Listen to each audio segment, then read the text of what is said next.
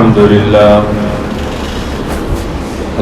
لله وكفى وسلام على عباده الذين اصطفى أما بعد قال الله تبارك وتعالى في القرآن المجيد والفرقان الحميد أعوذ بالله من الشيطان الرجيم بسم الله الرحمن الرحيم يا أيها الذين آمنوا كتب عليكم الصيام كما كتب على الذين من قبلكم لعلكم تتقون وقال النبي صلى الله عليه وسلم من صام رمضان إيمانا واحتسابا غفر له ما تقدم من ذنبه صدق الله العظيم وصدق رسوله النبي الكريم ونحن على ذلك من الشاهدين والشاكرين والحمد لله رب العالمين. اللہ کے نام سے شروع کرتا ہوں جو بڑا مہربان نہایت رحم و کرم کرنے والا ہے. اللہ ہی کی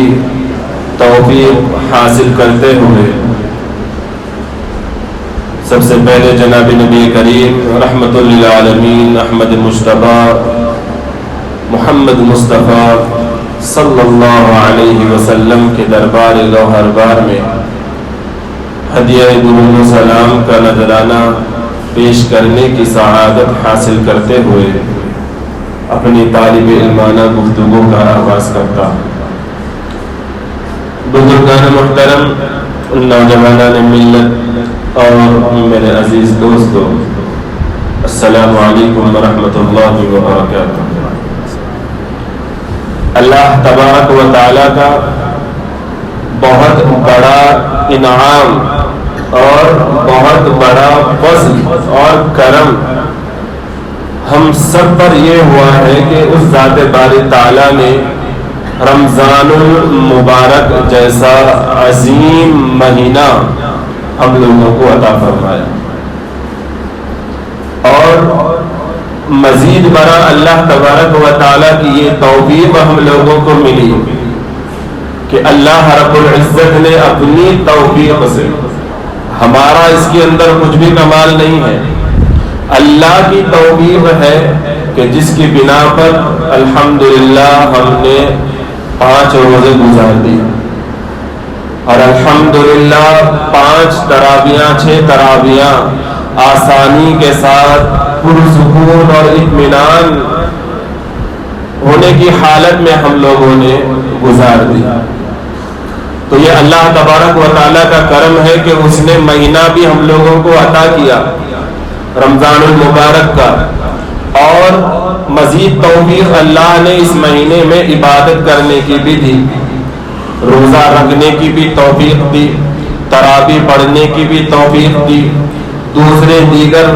ذکر و اذکار کرنے کی توفیق دی، اور اسی طریقے سے قرآن مجید کی تلاوت کرنے کی بھی اللہ ہی نے ہم لوگوں کو توفیق دی. تو جو بھی ہم ٹوٹے پھوٹے انداز میں اس مہینے میں اللہ کی بندگی کر رہے ہیں، اس میں ہم لوگوں کو اپنے آپ پر خوش نہیں ہونا چاہیے کہ میں عبادت کر رہا ہوں، میں روزے رکھ رہا ہوں، میں تراویح پڑھنے کے لیے جا رہا ہوں، بلکہ اس پہ اللہ کا شکر ادا کرنا چاہیے کہ اس نے ہمیں توفیق بھی عنایت کی کہ اس مہینے میں ہم بندگی کریں اللہ کی. روزہ اور رمضان المبارک، اس کی بہت ساری فضیلت قرآن کے اندر بھی اللہ نے بیان فرمائی اور اللہ کے نبی صلی اللہ علیہ وسلم نے بھی احادیث مبارکہ کے اندر بیان فرمائی. روزہ اسلام کی بنیاد میں سے ایک بنیاد ہے. اسلام کی بنیاد 5 چیزوں پر ہے، توحید ہے، نماز ہے اور حج ہے، زکوٰۃ ہے، اس میں سے ایک بنیاد روزہ بھی ہے. تو اسلام کی جو عمارت ہے وہ تعمیر ہوتی ہے ان 5 بنیادوں پر. اسلام کی عمارت ان 5 پلروں کے اوپر رہتی ہے. اگر ان میں سے ایک پلر بھی اگر ناکارہ ہو گیا، اگر ہم نے ان 5 بنیادوں میں سے اگر ایک کو بھی اگر ہم نے انکار کر دیا، قولاً نہیں عملاً بھی اگر ہم نے ان کا انکار کر دیا، تو اس کے اوپر جو ہماری عمارت اسلام کی بنے گی وہ بالکل کمزور عمارت رہے گی. ذرا سے حالات اگر ہمارے اوپر آئے تو وہ عمارت ہماری منہدم ہو جائے گی. جیسا کہ آج حالات چل رہے ہیں مسلمانوں کے اوپر، حالات سے دوچار ہے مسلمان، چاہے یا نہ چاہے زبردستی احکامات، حکومتی احکامات نافذ کر دیے جا رہے ہیں. مجبور بن گیا ہے مسلمان، چاہ کے بھی کچھ نہیں کر سکتا. بس آپس میں ایک دوسرے سے مذاکرے کر سکتے ہیں کہ ایسا نہیں ہونا چاہیے تھا، ایسا ہو رہا ہے، ایسا نہیں ہونا چاہیے تھا، ایسا ہو رہا ہے. لیکن اس سے آگے بڑھ کر اقدام کرنے کے آج مسلمانوں کے اندر ہمت بھی نہیں رہی، اور نہ وہ ایمان رہا کہ جس کی بنیاد پر مسلمان اپنا قدم آگے بڑھا سکے، کچھ آگے بڑھ کے کر سکے. باطل کا مقابلہ اگر کرنا ہے تو باطل کے مقابلے کے لیے ایمان کو بنانا پڑتا ہے. ایمان اگر مضبوط ہوگا تو دوسرے اعمال جب ہمارے جسم سے نکلیں گے تو اس کے اندر پختگی رہے گی، اس کے اندر وزن رہے گا. اگر جو بھی بات ہماری زبان سے نکلے گی اس بات کے اندر بھی وزن رہے گا اگر ایمان مضبوط رہا. تو روزہ یہ اسلام کی بنیاد میں سے ایک بنیاد ہے، اہم ترین بنیاد ہے. اگر اس کو اگر ہم نے کھوکھلا بنا دیا، اگر ہم نے اس روزے کا اور اس مہینے کا حق ادا نہیں کیا، تو جس طریقے سے ہماری جتنی بھی زندگی گزری ہے 30 سال کی، 40 سال کی، 50 60 سال کی، تو جتنے روزے گزرے اور اس میں ہم لوگوں کو کچھ بھی فائدہ اب تک نہیں ہوا، ہماری زندگی میں کچھ بھی رد و بدل اب تک نہیں آیا، کچھ بھی تبدیلی اور چینجز ہمارے لائف کے اندر نہیں آئے، تو یہ رمضان کا مہینہ بھی گزر جائے گا، ہماری زندگی کے اندر کچھ بھی اثر نہیں آئے گا. یہ مہینہ اللہ تبارک و تعالیٰ نے دیا ہے اپنے آپ کو نکھارنے کے لیے، اپنے آپ کو بنانے کے لیے، کہ جس طریقے سے ہم 11 مہینے کی زندگی من مانی کرتے رہتے ہیں، من چاہی زندگی گزارتے رہتے ہیں، تو اللہ نے ایک مہینہ دیا کہ تم اس میں سدھر جاؤ، اس مہینے میں رب چاہی زندگی گزارنے والے بن جاؤ. اگر تم اس کا حق ادا کرو گے تو اب آگے آنے والے جو 11 مہینے کی زندگی ہے اس کے اندر تمہارے لیے زندگی گزارنا آسان ہو جائے گا. تو یہ روزہ اسلام کی اہم بنیاد ہے. اب اس کو اللہ تبارک و تعالیٰ نے فرض کب کیا؟ سن 2 ہجری کے اندر روزے کو اللہ تبارک و تعالیٰ نے فرض کیا.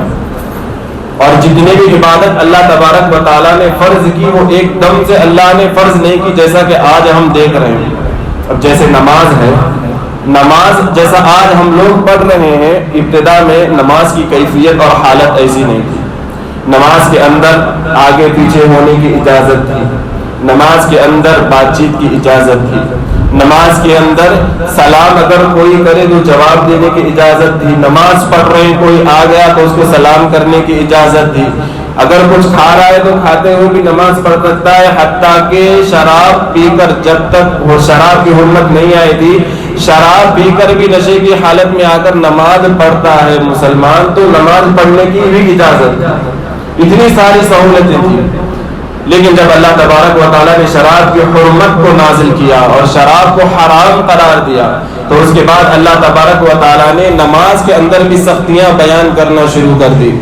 اللہ تبارک و تعالیٰ نے فرمایا کہ لا تقربوا الصلاة وانتم سکارى، نشے کی حالت میں نماز کے قریب ہرگز نہیں جا سکتے.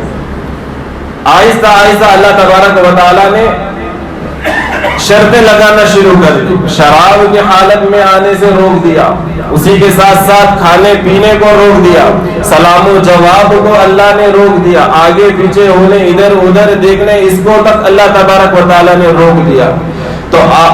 ہوتے ہوتے نماز اس شکل کے اوپر آئی جیسا آج ہم سب نماز پڑھ رہے ہیں. تو یہ روزہ بھی اسی طرح تھا کہ جب اللہ تبارک و تعالیٰ نے ارشاد فرمایا کہ یا ایھا الذین آمنوا کتب علیکم الصیام، کہ تمہارے اوپر روزوں کو فرض کیا گیا ہے، تو اس وقت ایسا تھا کہ مسلمانوں میں جس کا دل چاہتا وہ روزہ رکھ لیتا. رمضان المبارک کے روزے فرض ہونے سے پہلے جو رسول اللہ صلی اللہ علیہ وسلم کی سنت تھی کہ 3 دن مہینے کے اندر روزے رکھنا، تو یہ رمضان سے پہلے یہ روزے ضروری تھے، لازم تھے. تو یہ ایسا تھا کہ جس کا دل چاہا روزہ رہ لیا، جس کا دل چاہا روزہ نہیں رہا. اگر دل میں آیا کہ آج مجھے روزہ رہنا نہیں ہے، روزہ نہیں رہتے، اور روزہ نہیں رہ کے اس کے بدلے میں فدیہ ادا کر دیتے. فدیہ کیا بولتے ہیں؟ اگر روزے رکھنے کی طاقت ہمارے اندر نہیں ہے، بیمار ہے، ایسی بیماری جو شریعت کے اندر قبول ہے، اتنی کمزوری ہے اور ڈاکٹران بھی جواب دے دیے کہ اب یہ صحت یاب نہیں ہو سکتا، تو ایسی صورت میں کیا ہے، روزے کا فدیہ دیا جاتا ہے، اور فدیے کی مقدار 1 صدقہ فطر کے برابر ہوتی ہے. تو پہلے یہ اجازت تھی کہ جس کا دل چاہا وہ روزہ رہ لیا، اور جس کا دل چاہا وہ روزہ رکھنے سے اپنے آپ کو بچا لیا اور اس کے بدلے میں فدیہ دے دیا. لیکن آگے اللہ تبارک و تعالیٰ نے اس کے اندر بھی قیدیں لگانا شروع کر دی کہ جب اللہ تبارک و تعالیٰ نے رمضان جیسا عظیم مہینہ دیا تو اس کے بعد فرمایا کہ فمن شہد منکم الشہر فلیصم، کہ جو بھی رمضان کا مہینہ پائے گا تو اس کے اوپر لازم اور ضروری ہے کہ وہ روزہ رکھے گا. اب اس میں بندوں کا اختیار نہیں ہے کہ میرا آج دل نہیں بول رہا، آج میں روزہ چھوڑ دوں گا، کسی کا اختیار نہیں چلے گا. مسلمان ہے، عاقل ہے، بالغ ہے، تو اس کے اوپر روزہ فرض ہے، چاہے یا نہ چاہے اس کو روزہ رہنا پڑے گا. اللہ تبارک و تعالیٰ کا حکم آ گیا، اب اللہ کے حکم کے آگے کسی کی نہیں چلے گی. تو اللہ تبارک و تعالیٰ نے ابتدا کے اندر تو رخصت دی، لیکن اس کے بعد اللہ تبارک و تعالیٰ نے یہ لازم کر دیا کہ ہر ایک کو روزہ رہنا ہے. اور اسی طریقے سے اگر کوئی بیمار ہے، باقاعدہ رمضان کے مہینے کی بات کر رہا ہوں کہ اگر رمضان میں بھی اگر کوئی ایسی بیماری لاحق ہو گئی اور ڈاکٹروں نے بھی کہا ہے کہ سخت آرام کی ضرورت ہے، اب اس کے بعد شفا کی امید نہیں ہے، تو ایسی صورت میں کیا ہے کہ روزے کے بدلے فدیہ دے دینا چاہیے، فدیہ ادا کر سکتا ہے. اب فدیہ دے کر اپنے آپ کو بری و ذمہ نہیں سمجھنا چاہیے کہ روزوں کے بدلے میں نے فدیہ دے دیا، پیسے میں نے ادا کر دیے یا کوئی اور چیز میں نے دے دی، اب میں فری ہو گیا، اب میرے اوپر کوئی ذمہ نہیں. اور اگر فدیہ ادا کر دینے کے بعد چند دن گزرنے کے بعد اگر صحت یابی ہو گئی بیماری سے تو روزوں کی قضا بھی ضروری ہوگی. تو اللہ تبارک و تعالیٰ نے روزوں کو ہمارے اوپر فرض فرمایا، تو اس کے فرضیت جو اللہ تبارک و تعالیٰ نے نازل فرمائی ہے سورہ بقرہ کے اندر، اور اللہ تبارک و تعالیٰ نے خطاب کیا یا ایھا الذین آمنوا. اب اس میں جو اللہ تبارک و تعالیٰ ہم کو خطاب کر رہا ہے تو ہمارا اور اللہ سے جو تعلق ہے، جو رشتہ ہے، وہ رشتے کا نام لے کر ہم لوگوں کو خطاب کر رہا ہے. خطاب کے 2 طریقے ہوتے ہیں. مثال کے طور پر اگر آپ کو پانی کی گھر میں آپ موجود ہیں اور آپ کو پانی پینا ہے تو آپ اپنے بیٹے کو اس کا نام لے کر بلائیں گے کہ میرے پانی لے کر آؤ. آپ کا مقصد حاصل ہو گیا، پانی آپ نے پی لیا. اور ایک طریقہ ہوتا ہے بولنے کا، بات کرنے کا، کہ آپ کا اور بیٹے کا جو رشتہ ہے وہ رشتے سے وہ نام لے کر آپ بلائیں کہ اے میرے پیارے بیٹے جاؤ میرے واسطے پانی لے کر آؤ. تو دونوں میں مقصد آپ کا حاصل ہو رہا ہے کہ آپ کو پانی مل جا رہا ہے، لیکن پیار بھرا انداز کس میں ہے، وہ دوسرے طریقے کے اندر ہے. تو اللہ تبارک و تعالیٰ بھی اگر چاہتا تو روزوں کو جو اللہ نے فرض کیا ہے ہم لوگوں کے اوپر وہ سختی کے ساتھ فرض کر سکتا تھا کہ تم لوگوں کو روزے رہنا ہی رہنا ہے. اگر ایسا زبردستی اللہ اگر جبرن حکم نازل بھی کرتا تو کسی کے اندر مجال نہیں سوال کرنے کی، چوں چرا کرنے کی کہ آپ نے ایسا حکم کیوں دیا، بندوں کو بھوکا رکھ کر آپ کو کیا حاصل ہوگا.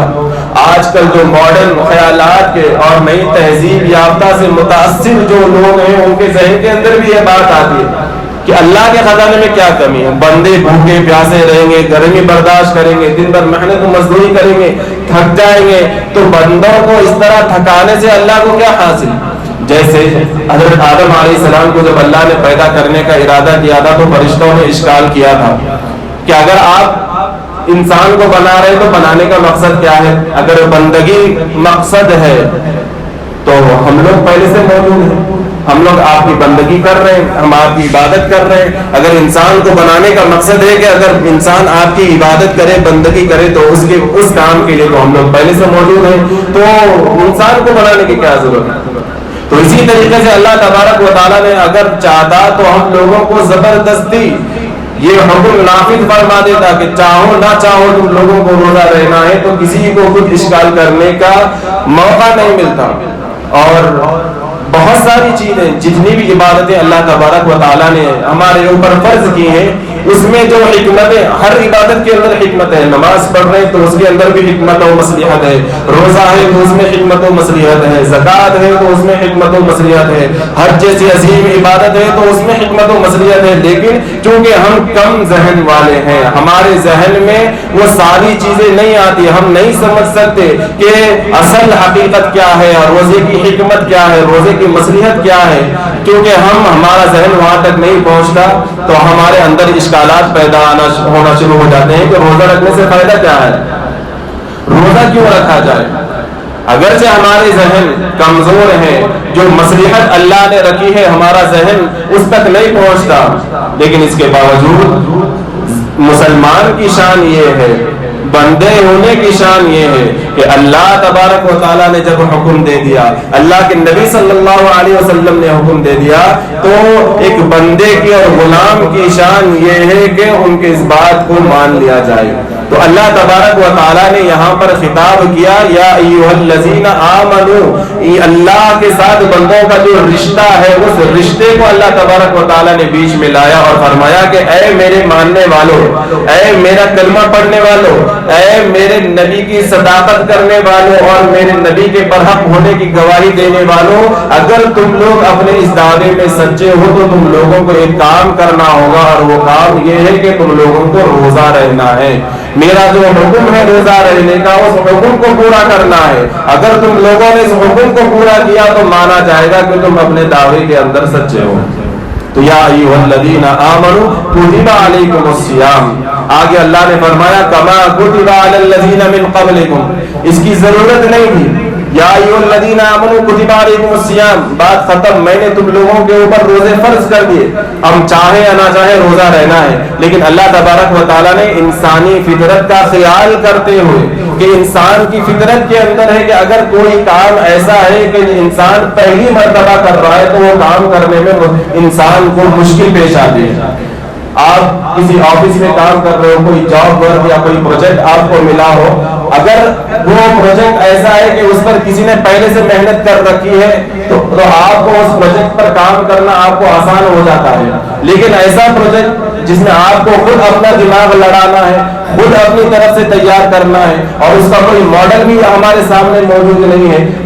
پوری ابتدائی نئے طریقے سے ہم لوگوں کو ایجاد کرنا ہے، تو اس کے اوپر محنت اور مشقت بہت زیادہ اس کے اندر وقت لگتا ہے۔ لیکن کوئی چیز ایسی ہے کہ جس کا ماڈل پہلے سے موجود ہے تو اس کا دیکھا دیکھی تھوڑا بہت آگے پیچھے رد و بدل کر کے ایک نیا ماڈل کو تیار کر دینا انسان کے لیے آسان ہو جاتا ہے۔ تو اللہ تبارک و تعالیٰ نے انسان کی اسی فطرت کو مد نظر رکھتے ہوئے فرمایا کہ یہ روزہ جو میں نے تمہارے اوپر فرض کیا ہے یہ کوئی نئی چیز نہیں ہے۔ کما کتب علی الذین من قبلکم، تم لوگوں سے پہلے جتنی قومیں گزری ہیں ساری قوموں کے اوپر اللہ تبارک و تعالیٰ نے روزے کے حکم کو نازل فرمایا ہے۔ تو روزہ رکھنا یہ ابتدا، اور ہمارے سے پہلے جتنی قومیں آئی ہیں سب قوموں کے اوپر اللہ تبارک و تعالیٰ نے روزے کو فرض کر رکھا تھا۔ اب روزہ بندہ رہتا ہے تو روزے کا بدلہ کیا ہے؟ جتنا بڑا یہ فریضہ ہے رمضان کے روزے، اور تو اس کا بدلہ بھی اللہ تبارک و تعالیٰ نے اتنا ہی بڑا رکھا ہے، لیکن اس کا ایک وقت متعین کر دیا اللہ تبارک و تعالیٰ نے کہ جب اس کا بدلہ دینے کا وقت آئے گا تو اللہ وہ بدلہ دے گا۔ لیکن کچھ انوار اور برکات ایسے بھی ہیں جو فی الفور اللہ تبارک و تعالیٰ عطا کر دیتا ہے۔ رمضان کے جو بھی انوار و برکات ہیں وہ فی الفور مل بھی جاتے ہیں، لیکن جو اصل بدلہ اللہ تبارک و تعالیٰ نے اس کا رکھا ہے۔ حدیث میں اللہ کے نبی صلی اللہ علیہ وسلم نے فرمایا، اللہ تبارک و تعالیٰ فرماتا ہے کہ روزہ میرے لیے ہے اور میں خود اس کا بدلہ ہوں، اور میں خود اس کا بدلہ اس کو دوں گا، روزے دار کو۔ تو جو اللہ نے یہ اتنا بڑا جملہ فرمایا کہ میں خود اس کا بدلہ ہوں، کہ روزے کے ذریعے سے ہم خود اللہ کو پا رہے ہیں، اللہ کی اللہ کو ہم لوگ پا لے رہے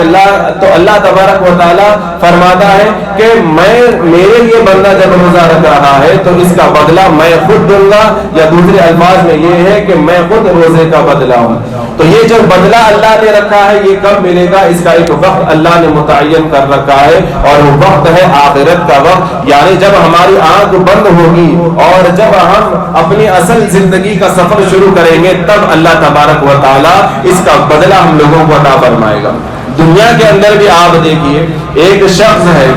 کہ صبح سویرے وہ اٹھتا ہے، نہاتا دھوتا ہے، گاڑی اپنی استعمال کرتا ہے، پیٹرول نہیں ہے تو دلاتا ہے،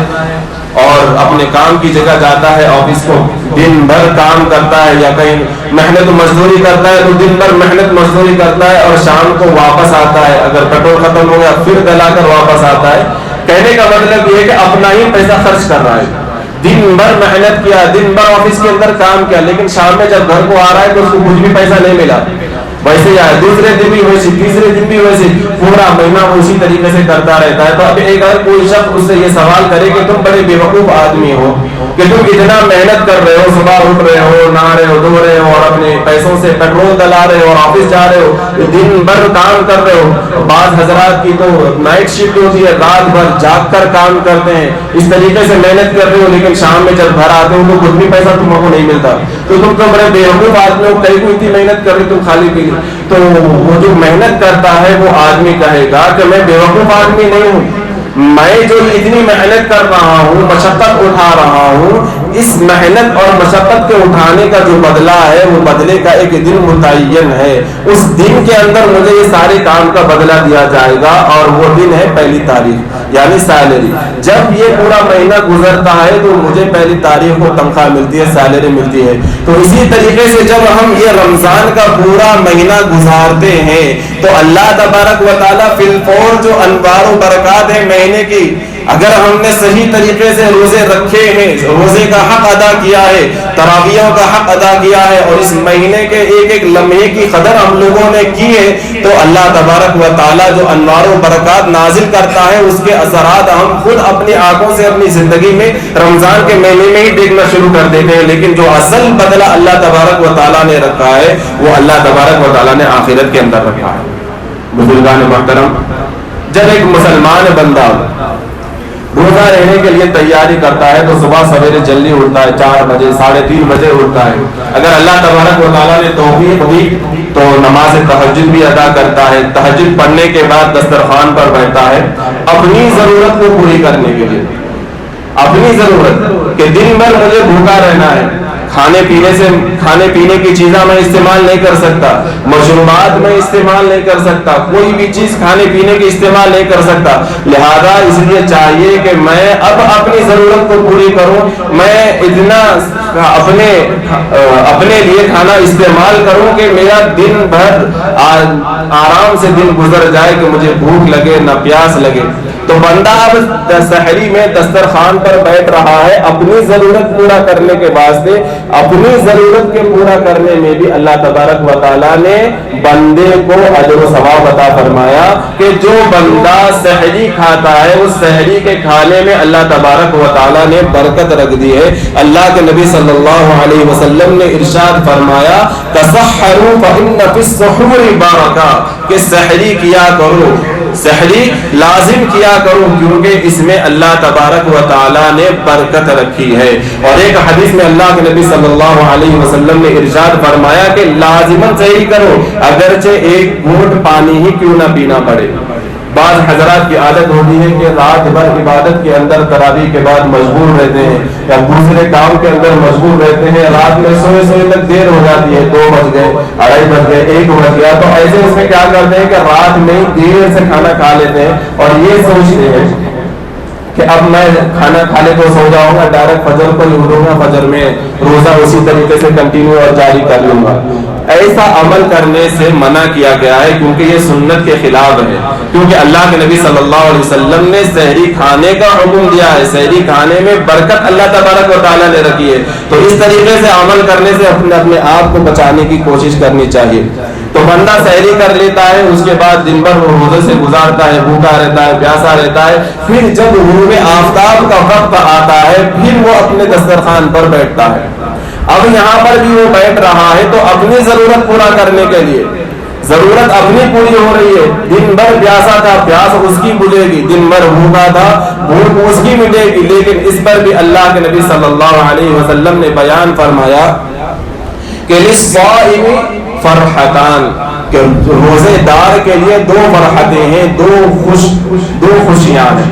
ایک خوشی روزہ افطار کرنے کے وقت میسر ہوتی ہے کہ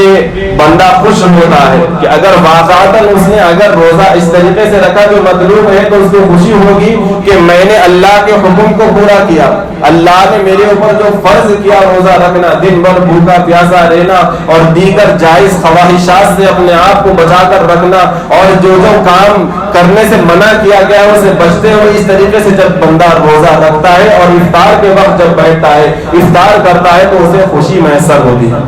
لیکن بس اگر ہم لوگوں نے ایسا روزہ رکھا کہ بس 2-3 ٹائم روزانہ ہم لوگ کھاتے ہیں، اگر دن میں 1 ٹائم نہیں کھا لیے تو ہمارے جسم پہ کیا اثر پڑنے والا ہے، ہماری زندگی پہ اس کا کیا اثر پڑنے والا ہے۔ غفلت کے اندر استحضار نہیں، ہم کتنے بڑے فریضے کو انجام دے رہے ہیں وہ ہمارے ذہن کے اندر نہیں ہے۔ بس ہم نے سحری کھا لی، اٹھے اور دن بھر ہم بھوک پیاس کو برداشت کرتے رہے، بس اسی طریقے سے ہمارا رمضان گزر جاتا ہے۔ لیکن اگر اس طریقے سے رمضان گزرا تو ہم لوگوں کو وہ خوشی میسر نہیں ہوگی۔ ہم بعض حضرات کو دیکھتے ہیں کہ مغرب کا وقت ختم اور سحر افطار کا وقت ہو جاتا ہے، لیکن جلدی آتے ہیں اور وضو کرتے ہیں، ہاتھ منہ وضو اگر نہیں بھی کرے تو ہاتھ منہ دھوتے ہیں اور جلدی سے افطار کر لیتے ہیں۔ تو ایسے جب اگر ہمارا عمل رہا اتنا جلدی اور اتنا تیزی کے ساتھ آئے، ہم چاہے مسجد میں آ کر افطار کریں یا گھر میں آئے، ٹائم ہو رہا ہے، جلدی بیگم کو بولے یا امی کو بولے کہ دسترخوان لگاؤ، جلدی سے افطار کر لیے، تو وہ خوشی کہاں میسر ہوگی؟ ٹینشن کے اندر ہی پورا وقت نکل جائے گا کہ میرا روزہ لیٹ نہ ہو جائے، میں کہیں لیٹ نہ ہو جاؤں۔ اسی کے اندر ہمارا پورا وقت، نہ دعا کرنے کا موقع، نہ اللہ سے آہوازاری کرنے کا موقع، نہ اللہ سے کچھ مانگنے کا موقع۔ اتنا اللہ کے نبی صلی اللہ علیہ وسلم نے فرمایا کہ روزہ دار جب افطار کے وقت دعا کرتا ہے تو اللہ اس کی دعا قبول فرماتے ہیں، دعا کی قبولیت کا وقت ہوتا ہے۔ لیکن ہم لوگ چونکہ غفلت میں ہماری زندگی گزر رہی ہے تو ہمیں اس کا احساس نہیں کہ اتنا بڑا فریضہ دن بھر ہم نے انجام دیا، اب اس سے ہمیں فائدہ حاصل کرنا ہے، اللہ سے مانگنا ہے، اللہ سے لینے کا جب ٹائم ہے اس وقت ہم افطاری کے اندر بزی ہو جاتے ہیں یا دوسرے کام کاج کے اندر بزی ہو جاتے ہیں۔ تو اس سے اپنے آپ کو بچانے کی ضرورت ہے۔ تو یہ اللہ کے نبی صلی اللہ علیہ وسلم نے بیان فرمایا کہ روزہ افطار کرتا ہے تو اسے خوشی میسر ہوتی ہے کہ میں نے اللہ کے ایک فریضے کو جو میرے اوپر عائد تھا میں نے اس کو پورا کر دیا، اور دوسری خوشی اس افطار کے وقت کی جنت کے اندر ہم لوگوں کو ملے گی جب ہم اللہ کا دیدار کریں گے۔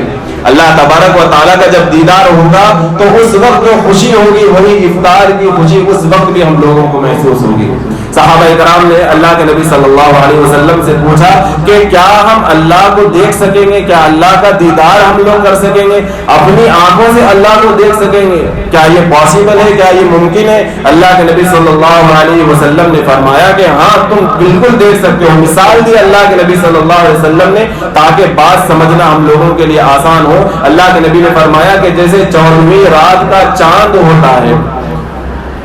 پورا اندھیرا رہتا ہوگا، شاید جب چاند 14ویں کا ہوتا ہے تو بالکل آسمان اندھیرا ہوتا ہے تو پورا چمکدار چاند ہوتا ہے، اماوس کا چاند نہیں جو غائب ہو جائے، 14ویں رات کا چاند کہ بالکل پورا چاند، بڑی اس کی رونق اور نور، اس کا روشنی اتنی عام دنوں سے زیادہ اس کی روشنی ہوتی ہے۔ تو ایسا جو چاند ہوتا ہے ہم اب نیچے سے اس کو دیکھتے ہیں تو اب اس کو دیکھنے کے لیے یہ تو کرنا نہیں پڑے گا کہ ایک کھاندے کے اوپر ایک چڑھتے جائیں اور دیکھتے جائیں کہ میرے کو چاند دکھ رہا کہ نہیں دکھ رہا۔ ہر شخص اپنی جگہ بیٹھے کیا لیٹے بھی اپنی جگہ چاند کو آسانی کے ساتھ جس طریقے سے دیکھ سکتا ہے، اتنے آسانی ہی سے تم لوگ جنت کے اندر اللہ تبارک و تعالیٰ کا دیدار کر سکتے ہو۔ اللہ کے نبی صلی اللہ علیہ وسلم نے یہ ارشاد فرمایا۔ اس کے بعد اللہ کے نبی صلی اللہ علیہ وسلم نے اور فائدے بیان کیے کہ جنت کے اندر اللہ تبارک و تعالیٰ نے ایک دروازہ بنایا ہے کہ ان فی جنتی بابا یقال له ریان، کہ جنت کے اندر ایک دروازہ ہے کہ جس کو باب الریان کہا جاتا ہے، کہ جس میں سے صرف روزے دار داخل ہو سکتے ہیں، اس کے علاوہ کسی کو داخلہ نہیں دیا جائے گا۔ آپ میں سے جتنے حضرات باہر ملکوں کا دورہ کیے ہوں گے تو آپ لوگوں کو معلوم ہوگا کہ جس ملک کا اگر آپ کی فلائٹ میں آپ ہیں اور آپ کے ساتھ وہ آدمی ہے جو اسی ملک کا ہے، دوسرے ملک کا جہاں پر آپ جا رہے ہیں، تو جب وہ ایئرپورٹ پر پہنچتا ہے تو جو وہاں کا مقامی ہوتا ہے وہ آسانی کے ساتھ پاسپورٹ بتا کر آسانی کے ساتھ اندر باہر نکل جاتا ہے، لیکن جو دوسرے ملک سے آتے ہیں، غیر شہری اور غیر ملکی ہوتے ہیں، ان کو تھوڑی دیر کے لیے اٹھا لیا جاتا ہے، ان کی پوری تفتیش کی جاتی ہے، اس کے بعد ان کو چیکنگ کیا جاتا ہے، اس کے بعد ان لوگوں کو اندر باہر ایئرپورٹ سے باہر نکلنے کا موقع ان لوگوں کو دیا جاتا ہے۔ تو بالکل اسی طریقے سے جو رمضان کا روزہ صحیح طریقے سے ادا کرتے ہیں، صحیح طریقے سے اس کا حق ادا کرتے ہیں، تو گویا یہ ہم لوگوں کو جنت میں جانے کا پاس ہے کہ روزے دار ہیں ہم، روزہ بتائے تو اللہ تبارک و تعالیٰ کہے گا کہ ٹھیک ہے ان لوگوں کو جانے دو۔ یہ کیسے روزے دار ہیں؟ ایسے روزے دار جن لوگوں نے روزے کا حق ادا کیا ہوگا، ایمانا و احتسابا۔ اللہ کے نبی نے جو فرمایا کہ من صام رمضان ایمانا و احتسابا غفر له ما تقدم من ذنبی، کہ جو روزے دار ایمان کے ساتھ اور احتساب کے ساتھ روزہ رہتا ہے،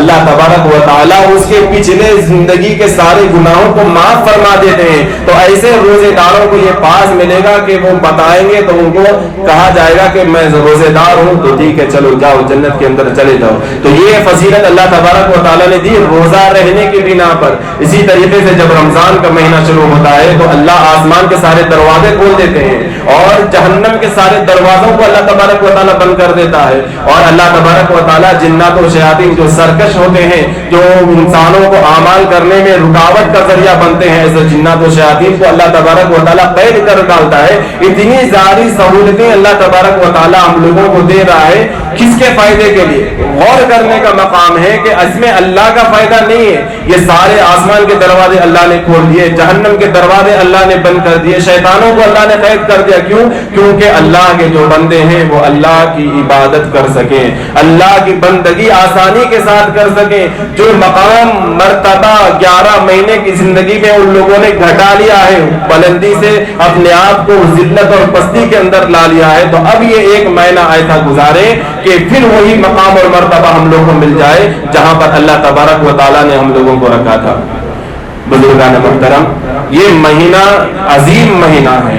اس کی قدر کرنی چاہیے۔ بہت سارے ایسے ہمارے درمیان میں جان پہچان والے میں لوگ ہوں گے جو گزشتہ رمضان میں تھے، آج ہمارے ساتھ نہیں ہیں۔ آج ہم لوگ ہیں، آئندہ رمضان ملے گا کہ نہیں ملے گا، یا ہم خود یہ پورا رمضان گزار پائیں گے کہ نہیں گزار پائیں گے، کہ اس کی گارنٹی نہیں۔ تو جو ایام اور جو وقت ہمارے پاس موجود ہے اس کی قدر کرنے کی ضرورت ہے۔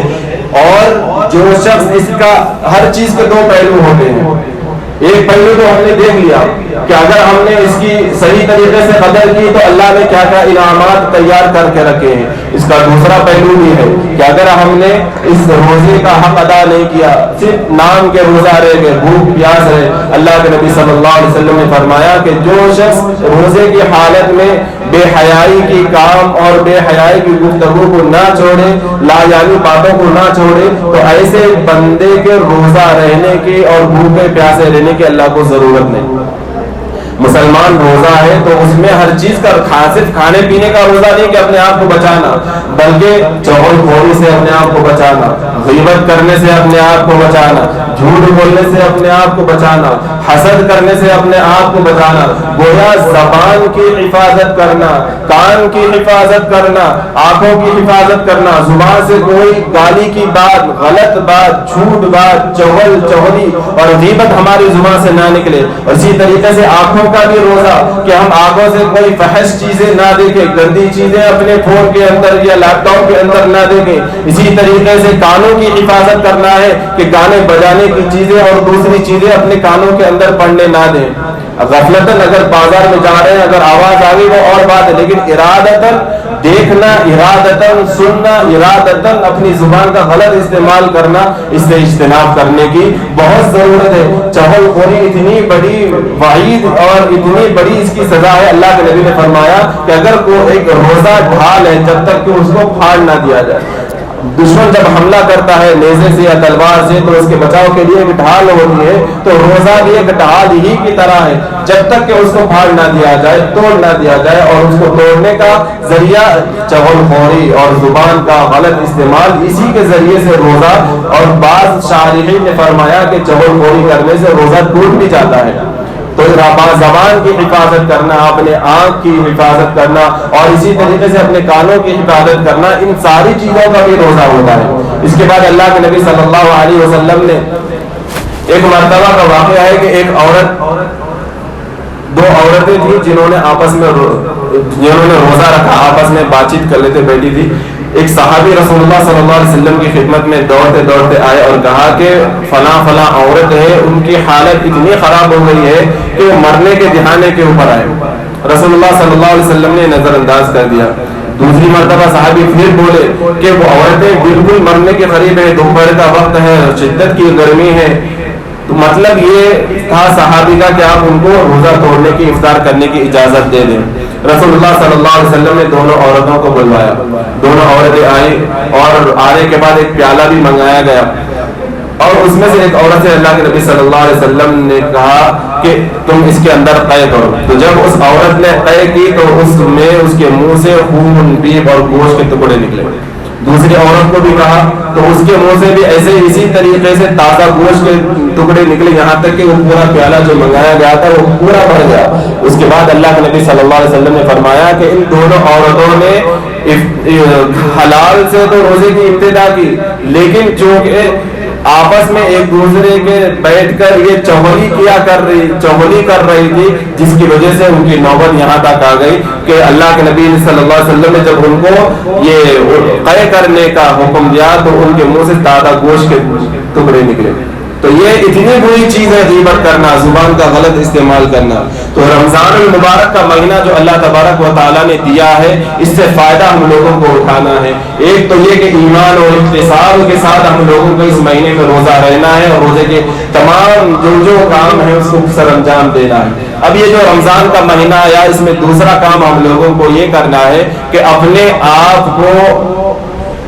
ٹٹولنا ہے، اپنے آپ میں اپنا محاسبہ کرنا ہے کہ میرے اندر کیا کمیاں ہیں، میرے سے کیا ایسے کام ہوتے ہیں جو نہیں ہونے چاہیے۔ کہ جب بندہ اپنے آپ کو ٹٹولتا ہے، اپنا محاسبہ خود کرتا ہے، دوسروں کے جاننے سے پہلے بندہ اپنے بارے میں زیادہ جانتا ہے کہ میں کیا چیز ہوں، میں کتنا ہوں، میرا کیا مقام ہے، بندہ اپنے بارے میں خود جانتا ہے۔ تو ہر شخص اپنے بارے میں خود محاسبہ کرے اور سوچے کہ میرے اندر کیا کیا کمیاں ہیں۔ انسان کے اندر اللہ نے خوبیاں بہت ساری رکھی ہیں، تھوڑے چیزاں ہوتے ہیں جس کی وجہ سے ہمارا پورا جسم خراب ہو جاتا ہے۔ جس طریقے سے ہمارا جسم سائنسی اعتبار سے اگر بیمار ہونا ہے تو انسان کے جسم کو خراب کرنے کے لیے ایک بیماری کافی ہے، 10-15 بیماریاں ہونا ضروری نہیں ہے۔ اسی طریقے سے جو اللہ نے اپنی روح ہمارے اندر پھونکی ہے، اس کی صحت یابی اور اس کو بیمار کرنے کے لیے بھی پورے برے اعمال ہمارے اندر آ جانا یہ نہیں، گنے چنے ہمارے اندر تھوڑے بہت برے اعمال ہوتے ہیں۔ اگر ہم ذرا سا غور و فکر کریں تو معلوم ہو جائے گا کہ میرے سے کیا برا عمل ہو رہا ہے، میں کون سا حکم اللہ کا توڑ رہا ہوں، کون سے سنت کے خلاف میں عمل کر رہا ہوں۔ تھوڑے بہت چیزیں ہوتے ہیں، اگر ہم نے غور و فکر کر لیا اور غور و فکر کر کے اللہ تبارک و تعالیٰ سے معافی مانگ لی تو رمضان المبارک کی برکت سے رمضان جب جائے گا جاتے جاتے مغفرت کا تحفہ ہم لوگوں کو دے کر جائے گا۔ اگر مغفرت کرانے کی ہم لوگوں کو خواہش ہے، نہیں بس ایسے ہی دن گزارنا ہے اور کچھ بھی اپنا محاسبہ کرنا نہیں ہے، تو کچھ بھی فائدہ حاصل نہیں ہوگا۔ اگر ہم چاہتے ہیں کہ ہماری مغفرت ہو، رمضان جاتے جاتے ہم لوگوں کو تحفہ مغفرت کا دے کر جائے، تو ہم لوگوں کو اپنا محاسبہ کرنا پڑے گا، اپنا جائزہ لینا پڑے گا، اور جو ہمارے اندر برائیاں ہیں اس سے اپنے آپ کو بچانا ہوگا۔ اور دوسرا فائدہ رمضان کا یہ ہوگا کہ تقویٰ ہمارے اندر آئے گا۔ تقویٰ کہتے کسے ہے کہ جو برائیاں ہمارے اندر تھی ہم نے آئیڈینٹیفائی کر لیا کہ میرے اندر یہ برائی ہے، اب میں یہ برائی آئندہ نہیں کروں گا، اور اللہ سے معافی مانگنا اور آئندہ یہ ارادہ کرنا کہ کبھی بھی میں یہ کام نہیں کروں گا، یہی تقویٰ ہے۔ تو رمضان جس طریقے سے اس کے دوسرے فوائد ہیں، تو ایک فائدہ رمضان کا یہ بھی ہے کہ رمضان ہمیں مغفرت اور تقوی کی صفت عطا کرتا ہے، اگر ہم چاہیں، اگر ہم محاسبہ کریں، اگر ہم اس انداز میں رمضان کے روزوں کو گزاریں۔ اور دوسرا رمضان کے مقصد یہ بھی ہے کہ رمضان میں روزے کے ساتھ ساتھ قرآن مجید کا بھی تعلق گہرا ہے۔ اللہ نے قرآن کو رمضان کے مہینے میں نازل کیا، تو رمضان کی فضیلت تو پہلے سے تھی، لیکن چونکہ اللہ نے قرآن بھی رمضان میں نازل کیا تو رمضان کے مہینے کو اور چار چاند لگ گئے۔ تو قرآن مجید ایسی کتاب ہے اللہ کی کہ جس کی وجہ سے رمضان کی عظمت کو اور بڑھا دیا گیا ہے۔ تو جب بندہ روزے میں قرآن مجید سے اپنے تعلق کو جوڑ کر رکھے گا تو اس کا ثواب اور زیادہ بڑھ جائے گا۔ حدیث میں اللہ کے نبی نے فرمایا کہ روزہ اور قرآن قیامت میں سفارش کریں گے۔ روزے دار کی سفارش کرے گا کہ دن بھر میں نے اس کو بھوکا پیاسا رکھا، لہذا میری سفارش کو قبول فرمائیے اور اس کو معاف فرما کر جنت میں داخلہ عطا فرمائیے۔ قرآن بھی اللہ سے سفارش کرے گا کہ میں نے اس کو راتوں میں کھڑا رکھا، قرآن پڑھنے کے لیے کھڑا رکھا، یا پیچھے قرآن سننے کے لیے میں نے اس کو کھڑا رکھا، یا تراویح کے بعد رات دیر گئے تک میں نے سونے نہیں دیا بلکہ قرآن کی مجید کی تلاوت، قرآن کی تلاوت کے اندر اس کو لگائے رکھا۔ تو جب وہ بندے اس طریقے سے رمضان کے مہینے میں قرآن کا حق ادا کرتے ہیں تو قرآن بھی سفارش کرے گا،